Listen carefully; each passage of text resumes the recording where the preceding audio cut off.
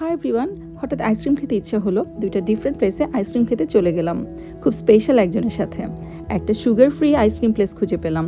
উত্তরার ঠান্ডা গরম জুসের কর্নারগুলো সবাই চিনি, ওরাই বের করেছে পপস্টিকল নামে। ওদের আছে coffee, mocha, Oreo cheese cake, strawberry, sugar cane, pineapple, বড়ই ভর্তা, কাঁচা আমের এবং পাকা আমের, আরও অনেক ফ্লেভার।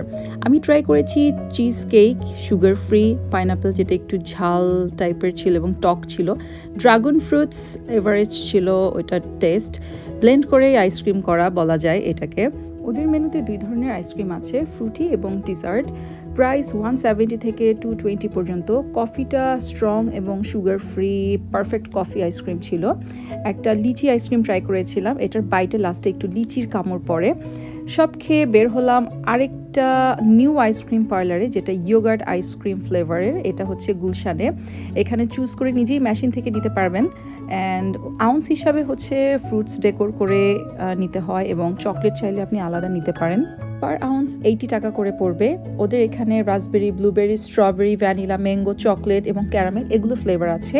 এর আগে আমি ইউনিমার্ট থেকে সিমিলার একটা প্লেস থেকে আইসক্রিম মেশিন থেকে নিয়েছিলাম। এক কাপের বিল এসেছিল ফ্রিকিং 1500। আমি ইচ্ছা মতো ডেকোরেশন করে নিয়েছিলাম, বাট এখানে আমার বিল আসছিল 250 মতো, কারণ আমি কোনো এক্সট্রা ফ্রুটস নিইনি, আমি এক্সট্রা ডেকোরেশন নিইনি।